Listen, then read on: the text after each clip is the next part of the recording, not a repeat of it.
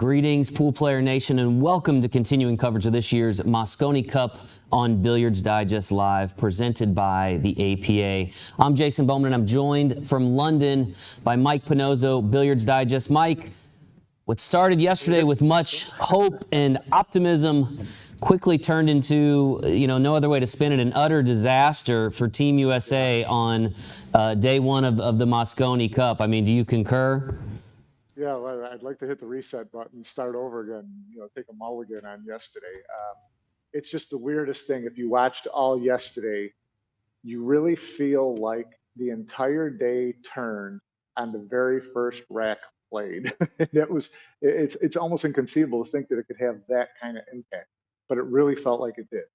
When Shane had that opening rack against Jason and he was running out, and you could see him kind of smiling and laughing his way through the rack, and it wasn't because he was everything was going great. It was because he was chasing every shot. He was just never in line. And he kept shaking his head and kind of laughing at what was hit. And then he got to that final eight and didn't get enough off the, short stroke, that didn't get enough rebound off the top cushion, and left himself a tougher nine. And sure enough, he jawed it. And from that point on, Shane seemed to go a little bit south mentally, and that takes the rest of the team with them, puts a lot of pressure on the rest of the team, and the Europeans fed off that, and they started getting comfortable when they really shouldn't have been, because the U.S. should have won the team match 5-2. Yeah, I mean, no doubt, everything looked to be going Team USA's way. Shane wins the lag, runs out to the nine. Seemed like a pretty makeable shot on the nine, misses it. Of course, Jason Shaw, of all players, pockets it. The Euro crowd is in a frenzy all of a sudden. But Team USA bounced back initially. Sky comes back and wins the second game. Tyler Steyer looked very good, wins the third match against Josh Filler. Both those matches obviously aided by scratches for Team Europe. Federer doesn't get much of a chance on the 9 on the break for Albin.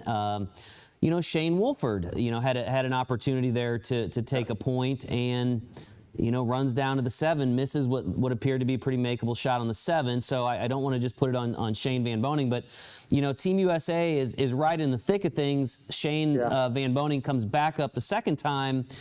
Again, looks like he might run out, but misses a very makeable shot on the 7 ball. And, Mike, when we talked last week in our preview, one of the things we talked about was one of the keys for victory for Team USA was for Shane Van Boening to be the best Shane Van Boening. And that's not what we got yesterday. He's undoubtedly one of the top players for the Americans over really the past 2 decades. But over that same span, he holds a 3-13 record in the Mosconi Cup. What is it about this particular event that seems like kryptonite for Shane? Well, it's hard to say 3-13 because he played with a lot of really subpar teams. What I look at is his personal record, and it's not that good either. And I think that, for starters, it's no secret that Shane has never been a fan of the Mosconi Cup in terms of its format, races to 5. And alternate break. These are not Shane's stuff. So if things don't go well, it gets in his head really quickly, and he remembers why he didn't want to be there in the first place. Yeah. So again, day one, I mean, Team USA is really their worst opening day since what we'll call the massacre at the Mirage back in 2013. And, it's been said that the Cup can't be won in a day, but now down 4-0, facing this stacked Team Europe with their confidence sky high. I mean, can it be said that the Cup can be lost in a day? I mean, what are we realistically looking at going forward? Yeah, of course. You can kind of look at it as being, the Cup could be lost in the first day because you've got so much chasing to do. You've given Team Europe so much confidence and energy. You've got the crowd against you. There's just so much pressure now on every player to pick up the slack. And so it's a much longer road to hoe than if Team Europe was down 4-0 because they've got more firepower. So it's a tough situation for Team USA, no doubt about it. Yeah. Now I know you had a chance to talk to the captains last night after the match, and I want to play those interviews. But first, I know you've got a guest there waiting. Scott. Scott had to leave. He had to run out for the opening segment of the show tonight, but we were hoping to have Scott Frost, and maybe we'll get him for another interview. I'm really anxious to talk to him because I know that he's very close with Shane Van Boening. Scott Frost is here as a commentator for the event with Sky Sports, and you know, he's so knowledgeable and is very close with Shane. And I know Jeremy talked to him last night about sitting down with Shane and trying to get Shane's head straight. So I would love to hear what he has to say about that, and I'll try to pin him down on that a little bit later, and we'll see if we can circle back to that. Yeah, so goes life in live production, right? That's right. But now you did have some interesting interviews last night, and I wanna hear what team captain for USA had to say, Jeremy Jones. Let's go ahead and listen to your interview with him right after the matches on day one. Jeremy, couldn't have gone any worse, right? Wow, I don't know about that. A scoreline, yeah, for sure. But there were some positives out there for sure. What did you tell the team afterwards as far as finding those positives? What are you looking for? Well, I mean, after a day ends, things are a little distorted at times, win or lose. People are happy, over here, over there. People are talking with their friends, family, and whatnot. I walked in and said, "Hey, cut that music on. We ain't hanging these heads." And Sky got after it. And that's what we got to do from here on out. Let's get after it. Do they come back mad? Do they come back determined? What's the mindset going into tomorrow? How do you want them to come out of the gate? Well, I want them to stick to the process. I think most of them did. I think Tyler, the last few days, I kept telling the other guys, "Hey, Tyler's ready." Yeah, he looked ready. No, I could see it easy. Shane got improved every day, and he showed it out there today. I thought Wolford was really impressive for a rookie. I think Federer's got to get a little mindful of the slick table at times, and he'll even admit it. Maybe overhit a few shots with the nerves going. Sky didn't get to shoot. What are you gonna do? Filler broke it. In the team match, Sky was great. Yeah. In the filler match, he just never got a shot. Yeah, and and he was up against it a couple times. He had to take on a kick after the break. He had to take on a jump after the break, and he's just got to. Any of those guys got to remind themselves that as great as Filler is, don't let that make you different at the table when it's your turn, and so, and then Filler knocked in a lot of tough ones. He sure did. Yeah. Shane Van Boening, what did you talk to him about? What did he say to you? And how do you get him back interested? Because we all know that he can tend to kind of check out a little bit if things aren't going well. Yeah, I mean, I felt a little of that, but not anything like I've felt in the past. He and I talked in the chair a little bit while we were watching the other guys. I don't think it was the time to really talk to him mano a mano, or however you want to call it. Yeah. That'll happen tonight. Probably happen again in the morning, to be fair. And I'll let him know. So, what did he say to you during the evening in terms of how he felt, what was going through his mind? The misses, things. Easy to look at it one way or another. So, he was talking more about the overall. We weren't getting as many shots after the break and whatnot. I got to remind him that, that's what happens when you miss some balls you ain't supposed to. We gotta really tell it how it is. And like I said, that time's coming for me to address that. I just didn't feel like at that time in the couch. What's the point? You know what I mean? He ain't playing no more today. Right. Maybe the team can bring him. Bring those shoulders back a little bit, Okay. So. Does this affect it all? Does the score affect your approach to tomorrow? I mean, you probably had a little idea what you were going to do lineup-wise tomorrow. No, absolutely. We had a lot of options. I wouldn't say the score as much as what I look at with the players. I mean, you still can't, of course, we don't want to go down any further. Who would? But still a lot of tournament left. So I'm going to go off what I've seen with the players, and then what makes sense with the lineup. Of course, the score's got to affect it. Why wouldn't it? But I mean, if you just look at that, you're putting a lot of pressure on. If you just put every big gun to start with, and just day 3, let's just have that in shambles, or not shambles. You know what I'm saying? Like maybe not as good as we want. So it'll be some thinking tonight. I did a lot of it last night. Didn't work out. Team match got away from us. That was a big one. Yeah, that was. And I really believe all of the Euros were feeling it besides Filler. So. I think they missed some shots in the team match, and I think once it got to the second and third match, you allowed them to get too comfortable. Yeah, they broke the balls, got some layouts, that those guys, even with nerves, because they're so smart with the cue ball and the dry table, slick table, they're going to play those angles that allow them some room for error. And I thought our guys overall, what they had to work with, did pretty well in that spot. But it seemed like they were a little goofy overall, the layouts. But hey, you got to set that aside. Yeah. Jeremy, thanks very much. Yeah, no worries. See you tomorrow. Yep. Wow, that's a great interview, Mike. I mean, tough questions to ask Jeremy Jones. I know we both consider him a friend, and obviously we're fans of Team USA. But he was accountable and he answered the questions. But again, tough questions that had to be asked, and it's interesting to hear his perspective. You also had a chance to talk to Carl Boys. Obviously, Carl has a lot of ties to Team Europe, one-time team member of the team, former vice captain, now a pundit there for Matchroom. Let's listen to what Carl had to say about the events yesterday, and specifically about Shane. Carl Boys, not the start anyone was hoping for, other than Team Europe. Yeah, of course. I mean, it's been funny. The last sort of 2 weeks, I've thought Europe are going to win easy. I really believe that, and I've tried to convince myself that USA could put up a good showing. I thought Shane, Fedor and Skylar had to come. Them three had to play really well because of the way JJ could separate the team, and they could play a lot of the points, but SVB just... I don't know what it is with the Mosconi Cup. It's his 17th cup.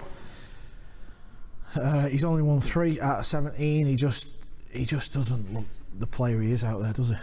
Yeah, it's a weird thing to try to figure out, because he misses a couple shots and then he seems to check out.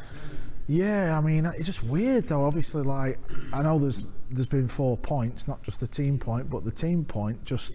They had chances. Gave it away. Yeah, well, he had the first break, looked like it was going to be a break and run. Misses the 9, then he made another mistake on the 7 ball, and the doubles. It was just a disaster for Shane. Yeah. How do you think I thought Shane Wolford played decent. I thought he played great. Yeah. He played really, and Federer didn't play too poorly. Weren't expecting. Joshua obviously went mental in his match. Yeah, There's nothing you can do about those. No, those happen. Yeah, Jeremy knows Filler could do that to anyone, but I think picking Skylar, he had to, just because Skylar's won points over the years. Obviously, he's won MVP, so I was no real shock to that. I think the fact that Gorst and Woodward was playing at 3 down, it was just a tough spot for them, but they looked okay. Obviously, tomorrow's going to be the big one because there's 3 singles, and I fully expected SVB to play on day 2 in the singles, but I wouldn't be surprised if he doesn't show up in the singles. I really wouldn't. Yeah. So how do you mentally get them back into the match? Oh, I mean, listen, it's a cliche, innit? But now it's just ball at a time and just try and grind something out. Maybe there's 5 points tomorrow, right? Right. So even if it's obviously just win the day. Yeah, win the day, but 4-1 would be lovely, obviously. But it's going to be interesting to see how America pick the team tomorrow. Yeah. Does this change the way Ralph might pick his team for tomorrow, knowing that the U.S. is chasing so far from behind right away? Yeah, I mean, obviously he'll be speaking to Jason, but Filler's going to play a part in the open. I think Filler and Jay, or Jay Filler, whichever way they'll be playing. But Europe are just so strong, when it comes to singles, and when your 4s are up, it just the pockets look this big. Yeah. USA, it's going to look like a Russian pyramid table tomorrow. Yeah, it does. It does. We're going to make it to Saturday? I'm sure Emily will do her best to do something. It's bad for business. There'll be something early, isn't it? Oh, maybe we'll do an exhibition on the last night or something. I don't know. Well, thanks very much for taking the time to join us, and we'll hope for a tighter outcome tomorrow and make this thing interesting. Listen, you never know, do you? Obviously, there's 3 singles. Just can't wait to see the team sheet. Maybe it's a case of just getting Gorst out there, because obviously he was a rookie. I think that's why JJ put him on at the end, but we know how world class he is, so maybe it's time Fedor gets to show the world what he's about. Yeah. Well, we'll certainly hope so. Carl, thanks very much. No worries, pal. Yeah, nice job there, Mike. Another good interview, and it's always interesting to hear the perspective of the guys that are on the ground there in London that are kind of Yeah. tied into some of the backroom conversations, a little more in the know of what's happening with the teams. And it's interesting to hear Carl is really as baffled as I think most American fans on what is it about the Mosconi that SVB is. It just seems like his kryptonite. But again, I think there were other things that happened yesterday that Team USA could have pulled out that match if Shane Wolford runs out the rack. I know we talked about Fedor Gorst and really looking for him to be a difference maker. I'm not sure I saw that yesterday. Obviously, the team match was Hill, and he had a shot there. And then played in doubles in the last match. So, the one thing I wanted to ask you, Mike, about yesterday, and again, hindsight is what it is. It's easy for us as journalists or whatever you want to call us to question kind of the lineups and that kind of thing. But, putting Shane up in that first in that team match, given his history, as opposed to maybe Sky Woodward, who seems to really thrive in the Mosconi Cup. Any thoughts, in hindsight, if maybe that would have been a better situation for Team USA?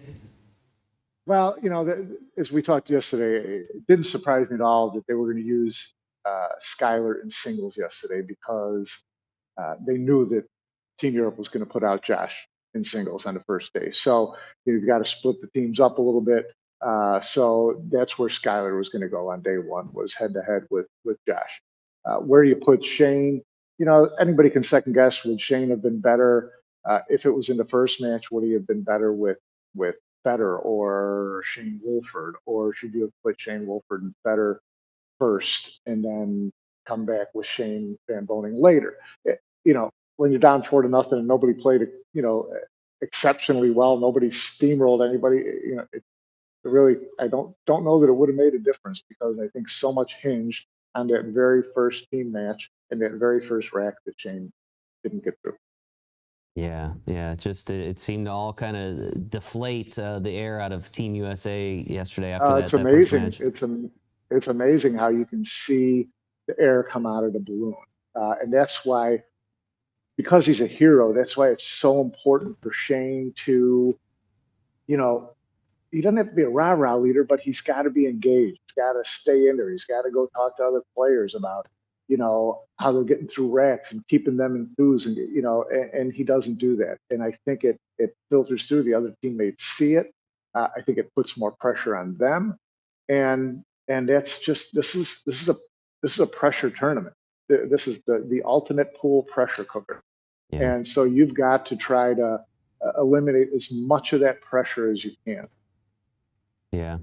So, the only thing Team USA can do at this point is kind of close the book on day one and start anew. Yep. I actually sent Jeremy a message last night and just said, hey, day one's in the books, keep your head up. There's no point in sulking now. Not much that's going to do. And just try to tell the guys one rack at a time, because if you try to get 4 points back in one match, you're going to just dig a deeper hole. So, hopefully their minds are right as they enter day two. And as we turn our attention to day two, Mike, what needs to happen to give Team USA a shot at pulling off, I guess what would be probably the greatest comeback in Mosconi history? Well, they certainly need to win the day. They certainly need to win 3-2 to give themselves some semblance of confidence. The other thing they need to do, to me, they need to get mad. They got made fun of yesterday on the table and off the table. You saw, Jason Shaw and Alvin Ocean playing rock, paper, scissors for who was going to shoot first. You saw them hugging and prancing and playing to the crowd, which is their right, and that's what they should do. The U.S. crowd and the players certainly were all over them last year for the first 2 days in Las Vegas. So this is what you have to come to expect. But you've got to look at it like, they just called us out. They just said that we don't belong, that we're not as good. And they were just poking fun at us. Now, if you're American, you got to get mad at that. You got to get burning mad, boiling mad, get out there and want to take some scalps. You just don't want to, we talk about, you do have to take it ball by ball. You have to play under control and be measured. But at the same time, you got to play with purpose. You got to shut these guys down and shut them up a little bit. Yeah, I thought I saw some pictures on social media. Jason Shaw had a mud bath last night. He was nice and relaxed. But that was this morning. That was this That was morning. So this obviously morning the he went time for a difference, yeah. steam and a mud bath, and he's Jason Shaw. He's going to have as much fun with this as he can. And he came out and said that the score was going to be 9-0 after today. Yeah. So that's the type of stuff that if you're a Team USA player, you got to be offended. Yeah. You have to. You got to stand up and fight.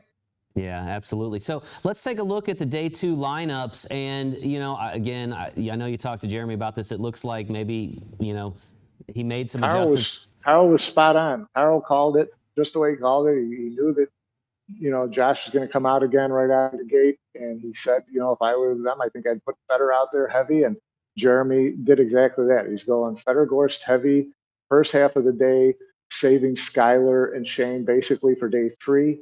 And he's given to younger guys who actually played better yesterday. I mean, Tyler played well yesterday. Shane Wolford played well yesterday. Feder made a couple of mistakes. I think he's a little too amped up, like Jeremy said. So he's going to have a lot of table time today, and it's time to show why they were so excited about him being on the team. He's world class, and he's got to get out there today and show it. It's a lot of pressure on him, but that's how you become a star. You take that pressure on your shoulders and you come good with it. Yeah, I know one of the things we talked about for Team USA is Feder had to be a difference maker, and he's going to get an opportunity today. He's going to play the first 3 matches. He's going head-to-head with some world beaters to start the day, Josh Filler, Feder Gorst. Then Feder's going to come right back and play FSR. So, I think Team USA has to hope to get to stop the bleeding, win that first match somehow, and hopefully it gets Feder going, and he can maybe knock off the second match as well, and suddenly this thing looks a little bit different. I did think, on day 1, Mike, I thought Tyler Steyer looked actually very good, maybe the best of what we saw from Team USA. Right. So, hopefully he can pull a win today. But I'll remind U.S. fans, if you go back to last year's Mosconi Cup, I believe Team USA led 3-1 after day 1 and 6-2 after day 2. Is that right? No, day 2 got a little closer. I think it was 6-4 after day 2. Okay, 6-4. Okay, so yeah. But but still, they had the lead, and they, you can come from behind. I mean, if Alex Laley said it last year, which was a classic line. He was asked if they were worried after day 1 being down 3-1. He said, "Listen, if you're a top player and you're playing a race to 11 with someone and you're down 3-1, do you feel like you're out of the match? No, you got plenty of time to come back in a race to 11. So it's win one match at a time. I think the first match obviously is critical. If Feder can beat Filler in the first match, then he rolls into the second match with a lot of confidence against FSR. And if he plays well those first 2 matches, I think his flow, his confidence could help Shane in that third match, which would be his doubles partner. Yeah, if my math's correct, maybe he can help get Shane back on track, right? Yeah, I was going to say, if my math's correct, Team USA needs to win 11 of the next 16 matches to force the tiebreaker. So well, basically that's the one way you don't want to look at. Yeah, right. But I mean, just from a numbers perspective, we got to win 2-1 match-wise from here on out to have a chance. And again, a lot of weight on the young Russian turned Team USA player, and so our hopes will be riding on Feder Gorst today, no doubt, and hopefully he can be the difference maker that everyone expected that he would be. Anything else you want to add, Mike, to today's preview? Anything that we need to know about happening there on the ground in Ali Pali? No, there's just a lot of apprehension from people, just like, okay, we really, even European fans, by the end of the day yesterday, they looked bored. They were a little bit bored, and I think that they want to see more fight. They want to see it get a little bit closer. They want to see balls and matches that matter. Yeah. The only guys who want to see a runaway are the guys who bet the line. So, other than that, you want to see action. You want to see fingers pointing. You want to see both teams yelling and screaming and pumping their fists. You really want to see that. That's what Mosconi Cup's all about.